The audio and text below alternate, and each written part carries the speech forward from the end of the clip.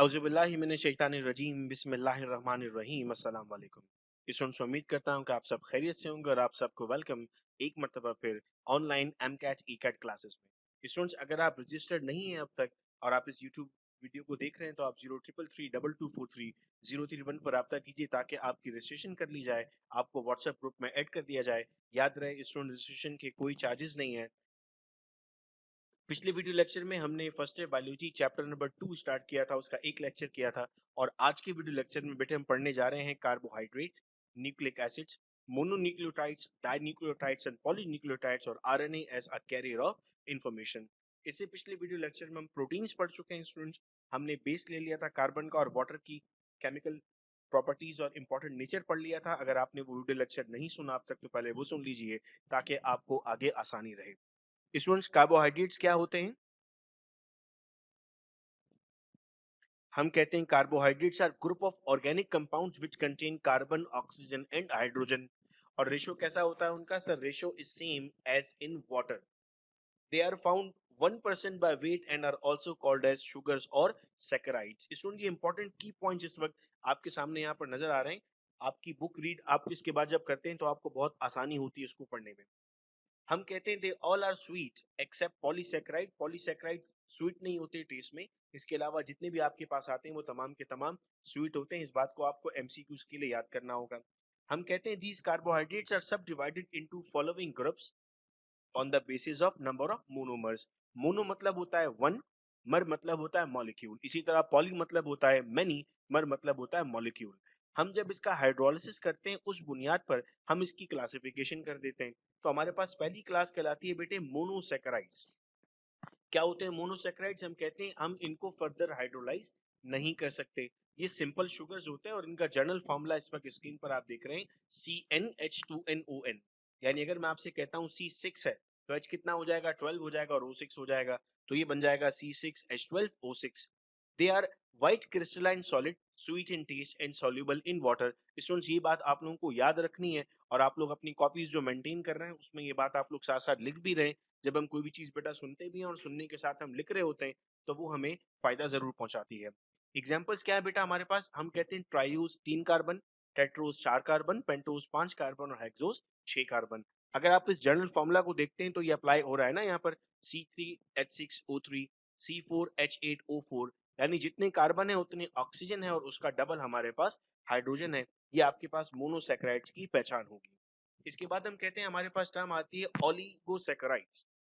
Oligosaccharides में हम कहते हैं जो 2 to 10, वैसे लफ्ज ओलिगो का मतलब होता है बेटा फ्यू, फ्यू से मुराद है चंद। तो 2 से 10 तक अगर हमारे पास आते हैं हाइड्रोलिसिस के बाद मोनोसैकेराइड्स तो उन्हें हम नाम देते हैं ओलिगोसैकेराइड्स का। They are form when two sugar molecules are fused by condensation. Students, हमने कंडेंसेशन पढ़ा था पिछले वीडियो लेक्चर में कि जब भी मॉलिक्यूल्स आपस में मिलते हैं और वाटर रिलीज होता है हम ऐसे प्रोसेस को नाम देते हैं कंडेंसेशन का। यहाँ देखिएगा एग्जांपल्स, ग्लूकोज और फ्रक्टोज मिले तो क्या बना? Sucrose plus water, cane sugar. Students, कुछ बुक्स में हम डाइसैकेराइड को अलग देख रहे होते हैं और ओलिगो को अलग देख रहे होते हैं। आप इन्हें कंबाइन भी कर सकते हैं। हम समझने के लिए कहेंगे कि ओलिगोसैकेराइड के अंदर आपके पास डाइसैकेराइड जाते हैं। ग्लूकोज और फ्रक्टोज आपस में मिलेंगे तो क्या बनेगा सर? सुक्रोज और वाटर बनेगा। और ये आपके पास कहाँ मिलेगा सर? केन शुगर में मौजूद होगा और प्लांट्स में पाया जाएगा। ग्लूकोज और गैलेक्टोज मिलते हैं तो क्या बनता है सर? लैक्टोज बनता है, that is found in milk. Glucose और ग्लूकोज मिलते हैं तो सर हमारे पास माल्टोज बनता है, that is prepared from barley. और आप देख रहे हैं वाटर रिलीज हो रहा है, इसका मतलब ये कैसा रिएक्शन है? ये कंडेंसेशन रिएक्शन है। देन हमारे पास थर्ड क्लास आती है बेटा polysaccharide. These are the most complex carbohydrate formed as a result of condensation of hundreds और थाउजेंड्स ऑफ शुगर यूनिट्स। जरूर याद रखिएगा, वहां हम कह रहे थे 2 से लेके 10 तक, लेकिन यहाँ पर हम कह रहे हैं हंड्रेड्स एंड थाउजेंड्स, यानी ला तादाद अगर आपस में मिलते हैं तो। इसकी मोस्ट कॉमन एग्जांपल में 3 आते हैं बेटा हमारे पास। नंबर 1 पे स्टार्च है। It is the reserve food material for higher plants. It is found in fruits, grain, seeds and tubers. They are they give blue colour with iodine. Iodine का खुद हमारे पास बेटे ब्राउन कलर होता है, अगर वो स्टार्च के साथ रिएक्ट करता है तो वो ब्लू कलर प्रोवाइड करता है। It is converted into simple sugars by hydrolysis. Hydrolysis का मतलब है reaction in the presence of water. अगर water की मौजूदगी में reaction होगा तो ये simple sugars में convert हो जाते हैं। जैसे starch बेटा हमारे पास reserve मटेरियल था प्लांट्स के लिए, वैसे ही ग्लाइकोजन हमारे पास रिजर्व मटेरियल है एनिमल्स के लिए। It is found in levers and muscles, it is insoluble in water and it gives red colour with iodine. इस बात को भी हमें याद रखना होगा। इसको आसानी से आप इस तरह याद कर सकते हैं कि sir human muscles red colour के होते हैं, तो यूं समझ लीजिए कि आयोडीन के साथ भी ये रेड कलर दे रहा होता है। नेक्स्ट आता है स्टूडेंट्स हमारे पास cellulose. It is the most abundant carbohydrate in nature and cotton is the purest form of cellulose, highly insoluble in water and it is digested by an enzyme called as cellulase। और ये cellulase enzyme किन में मौजूद होता है? जितने भी बेटा हमारे पास लोअर एनिमल्स हैं उनमें ये सेल्यूलेज मौजूद होता है। आप देखते हैं कि ये जो गाय बकरी होते हैं ये पत्तों को खा रहे होते हैं, यानी सेल्यूलोज ऊपर मौजूद होता है, इससे प्लांट की सेल वॉल बनी है, ये उसको इजीली डाइजेस्ट कर सकते हैं। नेक्स्ट बेटा हमारे पास टॉपिक है न्यूक्लिक एसिड। न्यूक्लिक एसिड के लिए हम कहते हैं सर न्यूक्लिक एसिड के हमारे पास दो टाइप्स हैं, DNA and RNA. They are present from virus to man, living से लेके लिविंग तक, यानी एक वो जिसे आप माइक्रोस्कोप में देख सकते हैं वेरी माइक्रोस्कोपिक, और एक जो आप बाहर देख सकते हैं, इन तमाम के अंदर ये मौजूद होगा। डीएनए कहाँ होता है सर? डीएनए क्रोमेटिन की शक्ल में मौजूद होगा। इस वक्त जब आपका सेल डिवाइड नहीं हो रहा होता तो आपके पास क्रोमेटिन नेटवर्क मौजूद है। इस क्रोमेटिन नेटवर्क में स्टूडेंट्स हम कहते हैं कि क्रोमोसोम्स मौजूद हैं जिसमें डीएनए मौजूद है। डीएनए न्यूक्लियस के अंदर मौजूद है और आरएनए न्यूक्लियस के बाहर मौजूद है।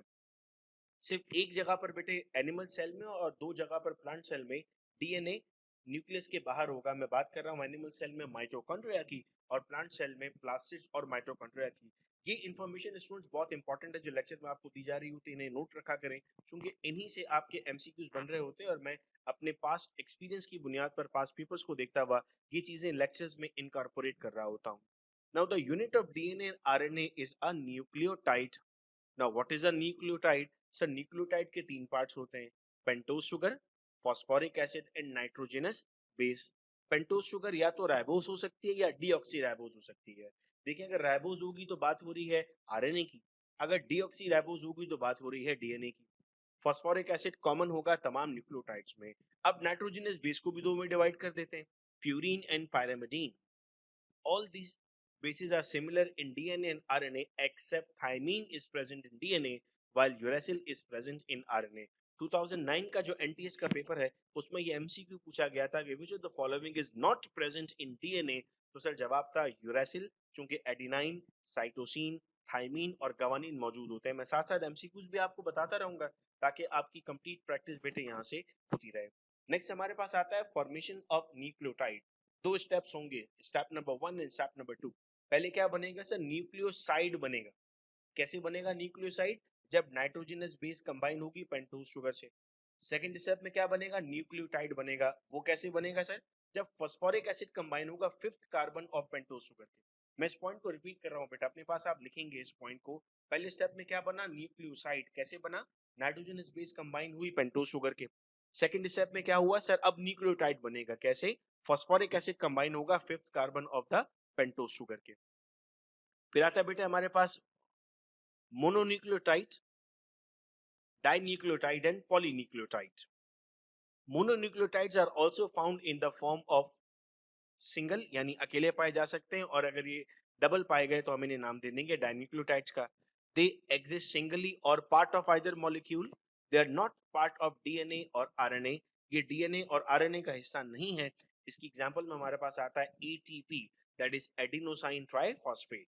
When two nucleotides are covalently bondly together, हम इन्हें नाम दे देते हैं बेटा डाइन्यूक्लियोटाइड का, जिसमें NAD हमारे पास एग्जांपल आती है। और पॉलीन्यूक्लियोटाइड में हम कहते हैं न्यूक्लिक एसिड्स हमारे पास पॉलीन्यूक्लियोटाइड्स हैं, जिसमें एक से ज्यादा हमारे पास न्यूक्लियोटाइड्स मौजूद होते हैं। They provide information to the cell and they code the genetic information as well.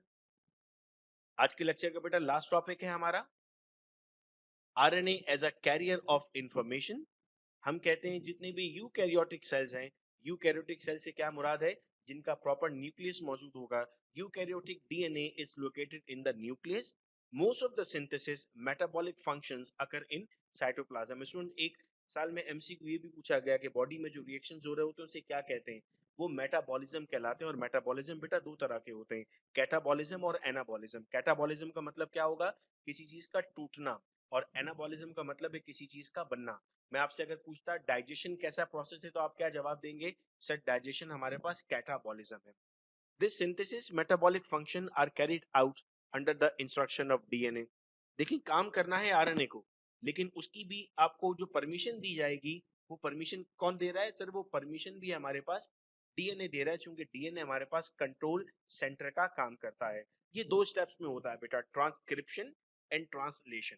DNA का मौजूद है न्यूक्लियस के अंदर। यूं समझ लीजिए कि डीएनए प्रिंसिपल है किसी स्कूल का। अगर आपको किसी भी चीज की परमिशन चाहिए तो वो परमिशन देगा प्रिंसिपल, काम भले इलेक्ट्रिशियन आके करेगा। तो हम यहाँ पर कहते हैं कि राइबोसोम का काम है प्रोटीन बनाना, लेकिन राइबोसोम खुद नहीं बना सकता, पहले डीएनए से इजाजत लेनी होगी। जो इजाजत लेने के लिए जाएगा उसे हम नाम देते हैं मैसेंजर आरएनए, जो मैसेज लेकर जाता है। ठीक है, तो देखें यहाँ क्या लिखा हुआ है, in this step information flow from DNA to mRNA by DNA copying. तो इंफॉर्मेशन किसको मिल गई? मैसेंजर आरएनए को मिल गई। ये स्टेप कहलाता है ट्रांसक्रिप्शन। ट्रांसक्रिप्ट का मतलब होता है कॉपी, जिसमें लिखा जाता है, तो यहाँ पर भी कॉपी की जा रही थी। नेक्स्ट स्टेप में क्या होगा? In this step tRNA and specific RNA translate specific of amino acid which helps to synthesize the protein. अब जो भी मैसेज मिला था उस मैसेज को ट्रांसलेट किया जाएगा, और ट्रांसलेट करने के लिए जो आरएनए मौजूद होगा उन्हें हम क्या नाम देंगे? उन्हें हम नाम देंगे ट्रांसफर आरएनए। और जो राइबोसोम के ऊपर आरएनए मौजूद होगा उसे हम क्या नाम देंगे? Ribosomal RNA. तो कितनी तरह के आरएनए हो गए? Sir messenger RNA, transfer RNA और राइबोसोमल आरएनए। मैसेंजर आरएनए का काम क्या था? सर न्यूक्लियस से मैसेज लाना। ट्रांसफर आरएनए का काम क्या था? सर उसको ट्रांसलेट करना। और राइबोसोमल आरएनए कहाँ मौजूद था? सर राइबोसोम पे मौजूद था। तो प्रोटीन सिंथेसाइज कौन करता है? सर राइबोसोम करता है, लेकिन उसको इंफॉर्मेशन कौन प्रोवाइड करता है? सर उसको इंफॉर्मेशन प्रोवाइड करता है हमारे पास हमारा डीएनए। स्टूडेंट्स उम्मीद करता हूँ कि यहाँ तक आपको बात समझ में आई है। इंशाल्लाह कल की वीडियो लेक्चर में हम इस चैप्टर को कंप्लीट कर लेंगे, और फर्स्ट डे बायोलॉजी का ये हमारा सेकंड चैप्टर होगा। इससे पहले हम चैप्टर 1 कंप्लीट कर चुके, और चैप्टर 2 की आज ये सेकंड वीडियो थी। अगर आपने वीडियोस नहीं देखी है तो फौरी तौर पे वीडियोस आप देख लें, ताकि साथ साथ आपकी प्रिपरेशन रहे। अगर आपके कुछ फ्रेंड्स हमें ज्वाइन करना चाहते हैं तो आप उन्हें 0333224301 पर रजिस्ट्रेशन का कह दीजिए, ताकि उनकी भी क्लासेस स्मूथली घर बैठकर चल सकें। इस वीडियो लेक्चर को शेयर कीजिएगा। बहुत शुक्रिया आप सब लोगों का। अपना बहुत ख्याल रखिएगा आप सब लोग। अल्लाह हाफिज।